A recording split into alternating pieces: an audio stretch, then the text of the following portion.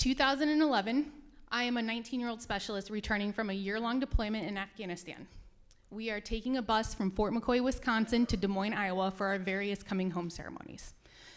Even just thinking about being reunited with their families, people are already breaking down and crying. I'm a very rational person. I think that's absurd. I am not going to cry. This is the culmination of a year-long of work. I'm not going to do it.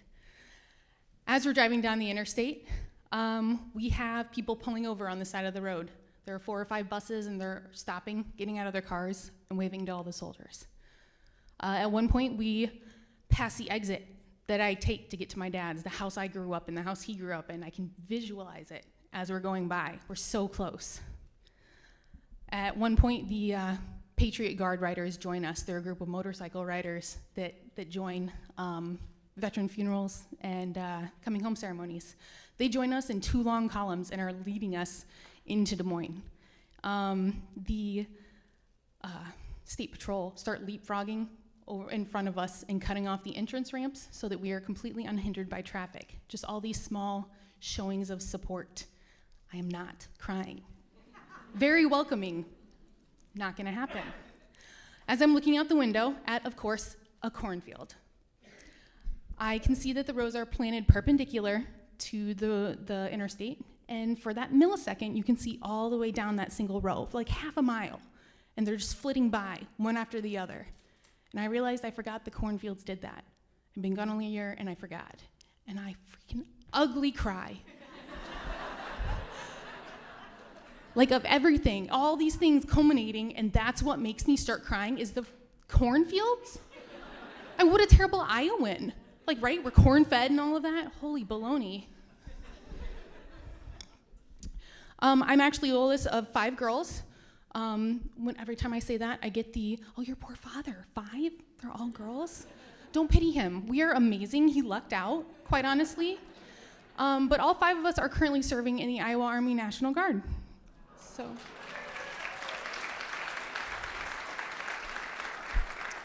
Thank you. I actually didn't really think strongly about the military in high school. We have a grandpa that enlisted during Vietnam, but otherwise we haven't had military service in my family in about 50 years. So thinking about it, I was like, I did track and cross country when I was in high school, so I can run, physically fit. I deer hunted since I was 10 years old, like a lot of Iowans, so I'm not gonna blow a foot off. I mean, as a civilian perspective, I thought that was enough for me to make the transition, but I never really could pull the trigger and do it. So I went off to college actually, and I started off at a private college, ran about 32 grand a year. And Mom and Dad have this cute little rule that we're all going to pay for our own college, 100%. So I was a month into my freshman year, and that bill hit. And I looked at my work study check, and I called a recruiter right away. I decided to forego my second semester of my freshman year to go to basic and individual training. While I was at individual training, I was informed I was going to deploy. So upon getting back, I had 2 or 3 months and ended up leaving for a year immediately after. It was very shocking for my family. Not exactly the expedited timeline we had anticipated. But at my going away ceremony, my family, being the overly loving people that they are, all wore these red shirts with my name on them. I couldn't not claim them. It was there.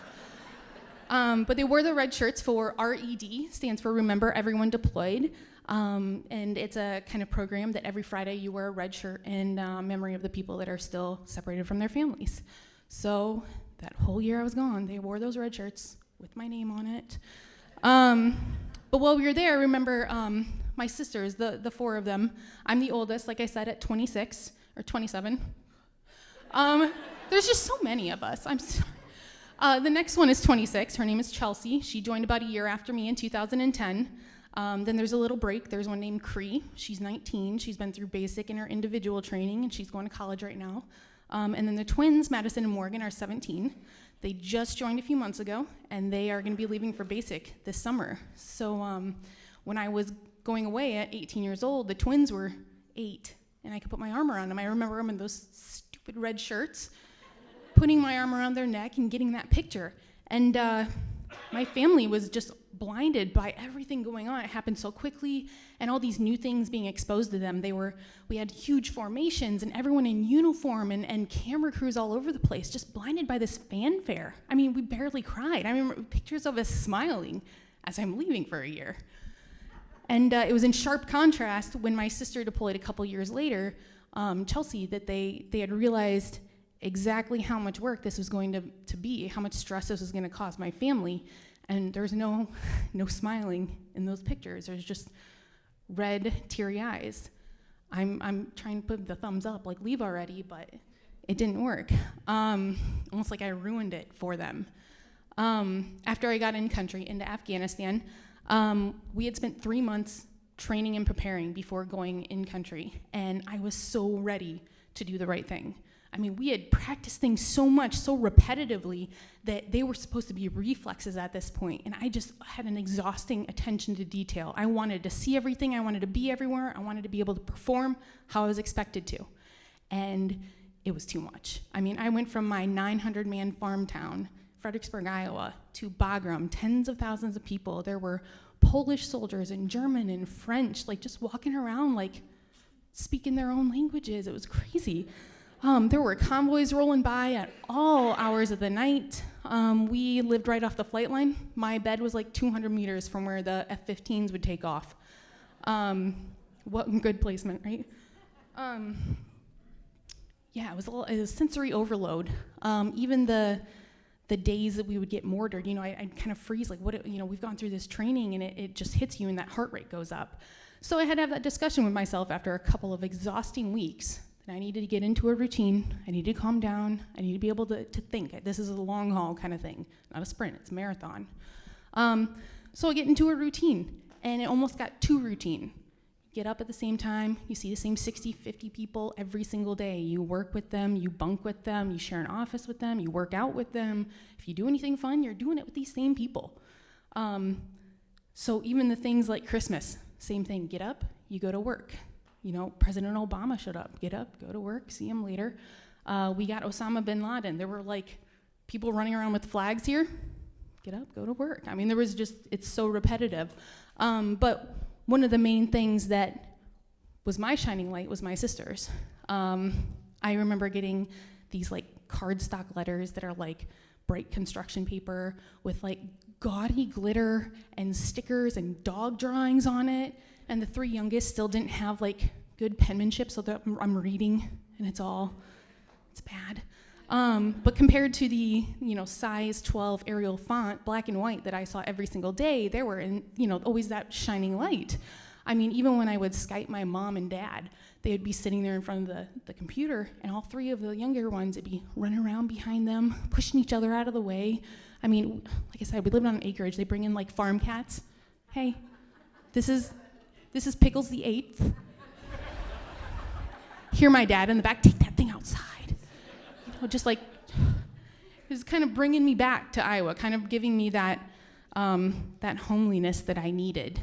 It was very important to me that I had that. And when I got back, I don't think they realized at that age how important they were to me. And when Creanne joined, I realized that all 5 of us could be in. The twins were the only ones left not in. And as they drew closer to their 17th birthday, which is when you can join the military, I sat them down individually and had those discussions with them about, you don't have to join. I don't want you to feel like you get pushed into it, because when you have to do something, it's not fun. And we were able to have those conversations, and Morgan, yep, I want to join, I want to do this. She's been asking Mom since I deployed when she was 8, how young she had to be to join, so I thought she was a shoo-in. Madison, I was a little more concerned about. She's a cheerleader, doesn't like hunting, the girly girl out of the 5. And when I asked her, she snorts at me and goes, I don't want to pay for college. So the 5 of us are in as of a couple of months ago, and it's been very interesting. Obviously, we're all kind of getting to different stages in our career, and we've shifted from being sisters to now kind of almost co-workers, being in the same network. We have a sister Snapchat, actually, where usually it's like memes and making fun of each other. But the content has changed. It's become more and more militarized, and that's not something I really saw coming. At one point, Madison is sending us acronyms because if there's one thing the Army loves, it's acronyms. They don't make sense either. Like if it's exercise, it's an X, not an E, whatever. But yeah, she was having trouble with some, so we were able to help her out with that. The other one, I went to a conference, I had to plan the purification and storage of water for the entire exercise. And I've got a sister who's a water purification specialist, so she got a lot of comments from me. But slowly it's evolved into something a lot more meaningful and deep. I mean, people in the Army become your friends a lot faster than you would anticipate. I have people in the military I've known for just a couple of years that I put on the same level as friends I've had for 20 since elementary school. And to have that now added to the sisterhood that we had, now we're in this Army subculture. It's been really incredible to see that transition and see us start our own careers and be able to track each other and help each other and have this network. So I think the military has impacted us more than just the financial or the professional stuff, but also as an entire family unit.